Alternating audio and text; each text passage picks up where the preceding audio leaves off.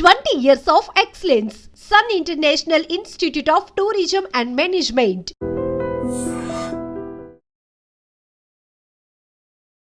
నమస్తే, welcome to iDream media. ఈరోజు మనతో పాటు స్టూడియోలో ఉన్నాడు certified financial planner Subhash Babu గారు.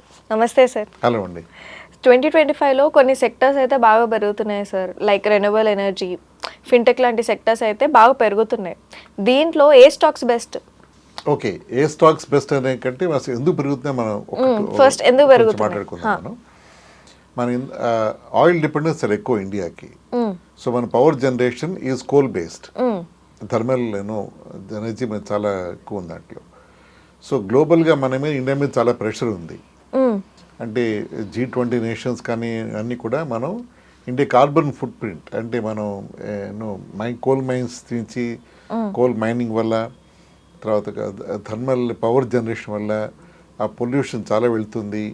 సో అది మనకి ఆ ఫుట్ ప్రింట్ తగ్గించాలి అని మన మీద చాలా ప్రెషర్ ఉంది గ్లోబల్గా, మన మీద, ఇండియా మీద. అంటే ఇండియా దాన్ని జాగ్రత్తగా డిప్లొమాటిక్గా దాన్ని బ్లాక్ చేస్తుంది. కానీ ప్రతి ఏడు ఒక మీటింగ్ పెట్టి ఈ వెస్టర్న్ కంట్రీస్ ఇండియా తగ్గించాలి, డెవలపింగ్ కంట్రీస్ తగ్గించాలి, ఫుట్ ప్రింట్ కార్బన్ తగ్గించాలి వాళ్ళు అని చాలా ప్రెషర్ వస్తుంది ఇండియాకి. సో ఇండియా డెఫినెట్గా ఆబ్వియస్గా మన ఓన్ యూనిట్స్ అంటే మనం తగ్గించే లెవెల్లో లేవు యాక్చువల్గా. మన thermal power generation is almost close to 75-80%. ఆ 80% నుంచి మనం 20%, 10% అడగంటే అసలు మాటలు కాదు అది.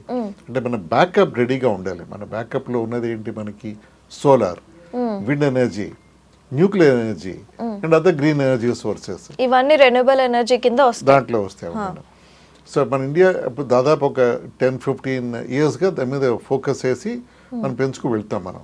అందుకోసం గవర్నమెంట్ కూడా ఇన్సెంటివ్స్ ఇవ్వడం, సోలార్ ప్యానెల్స్ పెట్టి పవర్ జనరేట్ చేస్తే ఇన్సెంటివ్ ఇవ్వడం, మనం బిల్డింగ్ మీద కూడా మనం సోలార్ ప్యానెల్ పెట్టి మనం పవర్ జనరేట్ చేసి గ్రిడ్కి ఇవ్వచ్చు. మనం గ్రిడ్కి అంటే మన డిపార్ట్మెంట్కి మనం పవర్ సప్లై చేయొచ్చు. మనం ఎంతో అంత చేస్తే మనకి వాళ్ళు మన బిల్లు తగ్గిస్తారు అమౌంట్ వాళ్ళు. అంటే మనం అలా చేసి తగ్గించచ్చా గవర్నమెంట్కి ఇస్తే? గవర్నమెంట్ గ్రిడ్కి ఇస్తాం, అంటే మన డిపార్ట్మెంట్కి ఇస్తాం పవర్ జనరేట్ చేసి, అంటే మన సోలార్ నుంచి జనరేట్ చేసి కానీ ఇస్తే మనం. అంటే నా డౌట్ ఏంటంటే సార్, ఇప్పుడు మనం ఇంట్లో కమర్షియల్ బిల్డింగ్స్ అవుతున్నాయి, ఈ మధ్య చూసి చాలా మంది సోలార్ ప్యానెల్స్ వేసుకుంటున్నారు. సో వాళ్ళు గవర్నమెంట్కి గ్రిడ్కి ఇవ్వచ్చు. తర్వాత వాళ్ళు ఓన్ కన్సంప్షన్ వాళ్ళు అది వాడుకుంటే వాళ్ళకి బెనిఫిట్ వస్తుంది వాళ్ళకి. అంటే వాళ్ళు బయట పవర్ వాడేట కదా, వాళ్ళ ఇంట్లో లైట్స్కి లేకపోతే ఇంట్లో వాడే ఫ్రిడ్జెస్కి వాటికి ఇదే ఈ పవర్ సోలార్ పవర్ వాడితే వాళ్ళు గ్రిడ్ పవర్ వాడరు కదా. సో వాళ్ళు ఇన్సెంటివ్ కూడా గవర్నమెంట్ ఇస్తుంది వాళ్ళకి. అంతేకాకుండా సోలార్ పవర్ సెటప్ పెట్టడానికి కూడా అంటే ఒక స్కేల్లో గవర్నమెంట్ ఫండింగ్ కూడా ఇస్తుంది వాళ్ళకి. ఆ ఫండింగ్కి ఇంట్రెస్ట్ రేట్స్ కూడా తక్కువ ఉంటాయి. ఇవన్నీ ఎందుకు చేస్తుంది గవర్నమెంట్ ఆఫ్ ఇండియా అంటే మన డిపెండెన్స్ ఆన్ థర్మల్ పవర్ తగ్గించాలి అని. అంటే మన ట్రెడిషనల్ వే ఆఫ్ జనరేషన్ మీద మనకి డిమాండ్ తగ్గాలని ఇవన్నీ గవర్నమెంట్ ఎంకరేజ్ చేస్తుంది. అలాగే సోలార్ అయిపోయింది, విండ్ ఎనర్జీ. విండ్ అంటే అన్ని చోట్ల విండ్ ఎనర్జీ విండ్ ప్లాంట్స్ పెట్టలేరు. కొన్ని స్ట్రాటజిక్ లొకేషన్ విండ్ ఎనర్జీ దాని పవర్ జనరేట్ అవుతుంది, అంటే హిల్స్ లో వాటిలో ఉంటుంది అది. అక్కడ కూడా విండ్ మిల్స్ పెట్టి పవర్ జనరేట్ చేసి వాళ్ళు గ్రిడ్కి ఇస్తే, గ్రిడ్ అంటే డిపార్ట్మెంట్కి వాళ్ళు సప్లై చేస్తే వాళ్ళకి కొంచెం బెనిఫిట్స్ వస్తాయి వాళ్ళకి అన్నమాట. అలా అది కూడా ఎంకరేజ్ చేస్తుంది. విండ్ మిల్స్ పెట్టడానికి కూడా గవర్నమెంట్ దానికి ఫండింగ్కి ఇన్సెంటివైజ్ చేసి అవన్నీ చేస్తారు వాళ్ళు. సో న్యూక్లియర్ అది గవర్నమెంట్ చేతిలో ఉంటుంది. న్యూక్లియర్ ప్లాంట్స్లో ఎలా మన పవర్ జనరేట్ చేయాలనేది గవర్నమెంట్ అది కూడా బాగా యాక్టివ్గా పర్సూ చేస్తుంది. ఇవన్నీ చేయడంతో మన కోల్ మీద డిపెండెన్స్ తగ్గుతుంది. Coal mining therefore thermal power generation మీద కొంచెం ప్రెషర్ తగ్గుతోంది. సరే, ఇందాక మీరు ఒక క్వశ్చన్ వేశారు, ఈ కంపెనీస్ ఏ కంపెనీస్ బాగున్నాయి. ఆబ్వియస్గా దీంట్లో 5-6 పేర్లు ఉన్నాయి దీంట్లో మనకి. అదానీ రెన్యూబుల్ ఎనర్జీ అని, అదానీ పెద్ద నేమ్ నా ఈ గ్రీన్ ఎనర్జీలో, విండ్ మిల్స్ అవ్వచ్చు లేకపోతే ఆల్టర్నేట్ ఎనర్జీస్లో వాటిలో అవ్వచ్చు. Adani is a very big group. వాళ్ళ స్టాక్స్ బాగా దీంట్లో అవుతున్నాయి. ఇవన్నీ కూడా స్టాక్ రికమెండేషన్ కాదు, ఊరికే డిస్కస్ చేస్తున్నాం అంతే. ఎవరు ఇన్వెస్ట్ చేయాలంటే దాన్ని తరగా స్టడీ చేసి ఇన్వెస్ట్ చేయడం బెటర్ దాని మీద. టాటా ఎప్పటి నుంచో ఈ పవర్ జనరేషన్లో, అంటే ఆల్మోస్ట్ డికేడ్స్గా Tatas are in the power generation field. వాళ్ళు కూడా వాళ్ళ స్టాక్స్ కూడా దీంట్లో బాగా ఛాన్సెస్ ఉంది పెరగడానికి. ఎందుకంటే గవర్నమెంట్ థ్రస్టెడ్ డిమాండ్ ఉంది కాబట్టి ఆ కంపెనీస్ ఒకవేళ టెంపరీగా కూడా డౌన్ అయినా కూడా మళ్ళీ అది రీబౌండ్ అయ్యి వెనక్కి వస్తాయని హోప్ అయితే ఉంది.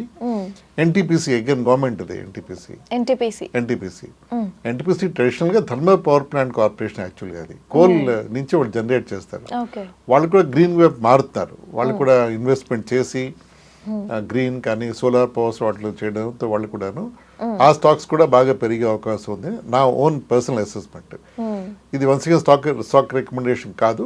People who are investing should take due care and study in invest. ఇంకొక కింద క్వశ్చన్ అడిగే మీరు ఫిన్టెక్ గురించి క్వశ్చన్ వేశారు మీరు. మళ్ళీ ఫిన్టెక్ సెక్టర్ కూడా బాగా పెరుగుతున్నాయి కదా, బాగా పెరుగుతుంది. దానికి మనమే కారణం. ఇప్పుడు మనం యూపీఐ వాడతాం, మనం క్యాష్ వాడడం, మనం ఎవరు మన పాకెట్లో క్యాష్ పెట్టి తిరగట్లేదు ఈ మధ్య.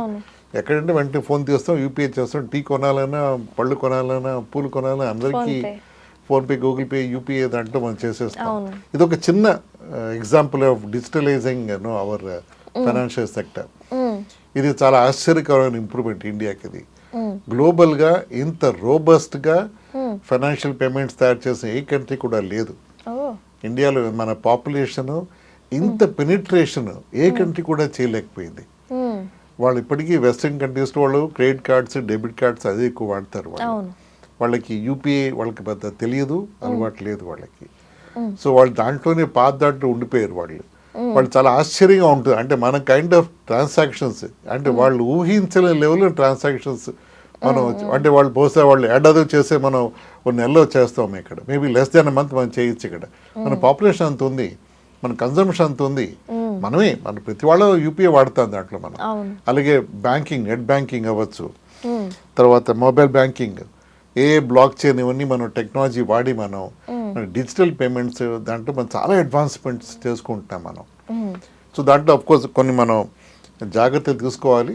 ఈ ఫ్రాడ్స్కి వాటికి కాకుండా గవర్నమెంట్ దాన్ని బాగానే ఇన్ఫర్మేషన్ ఇచ్చి ఎంకరేజ్ చేసి అవేర్నెస్ క్రియేట్ చేస్తోంది.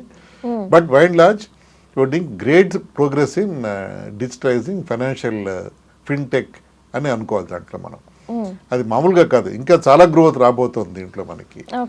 సో మనం ఎప్పటి నుంచో పేటిఎం అని కంపెనీ వింటాం మనం. పేటిఎం చాలా పాతగా ఫస్ట్ పేటిఎం మనం డిజిటలైజింగ్ కూడా పేటిఎం నుంచే స్టార్ట్ అయింది. సో ఆ పేటిఎం కంపెనీ ఇప్పుడు కూడా is a good stock to consider buying. Phone pay, తర్వాత రేజర్ పే, ఇవన్నీ మనం రెగ్యులర్గా మనం చూస్తూ ఉంటాం మన ట్రాన్సాక్షన్స్ చేసేప్పుడు. జీరోదాని అదొక కంపెనీ, అది ప్లాట్ఫామ్, అది కంపెనీ, అది స్టాక్స్కి వాటికి మనకు డిమాట్ చేసే కంపెనీ, కానీ స్టాక్స్కి ఇన్వెస్ట్మెంట్ చేసే ప్లాట్ఫామ్.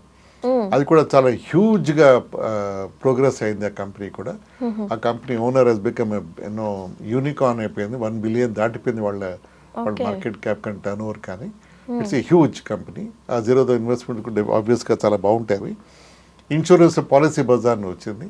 ఇవన్నీ కూడా పేపర్లెస్ ఆన్లైన్ చేసే ట్రాన్సాక్షన్స్. ఇవన్నీ కూడా చాలా రోబస్ట్గా, చాలా స్ట్రాంగ్గా, వితౌట్ ఎనీ హ్యాసెస్ అండ్ హిచెస్ ట్రాన్సాక్షన్ జరిగిపోతున్నాయి ఈ ప్లాట్ఫామ్స్లో. అదొకటి ఉంది.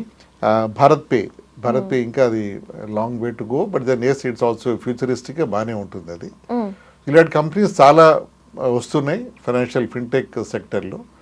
సో మన జాగ్రత్త వాళ్ళు స్టడీ చేసి వాళ్ళ ప్రమోటర్స్ గురించి కానీ వాళ్ళ ట్రాక్ రికార్డ్ చూసి కానీ మనం ఇన్వెస్ట్ చేసి, మార్కెట్ పరంగా డిమాండ్ చాలా ఉంటుంది వీటికి.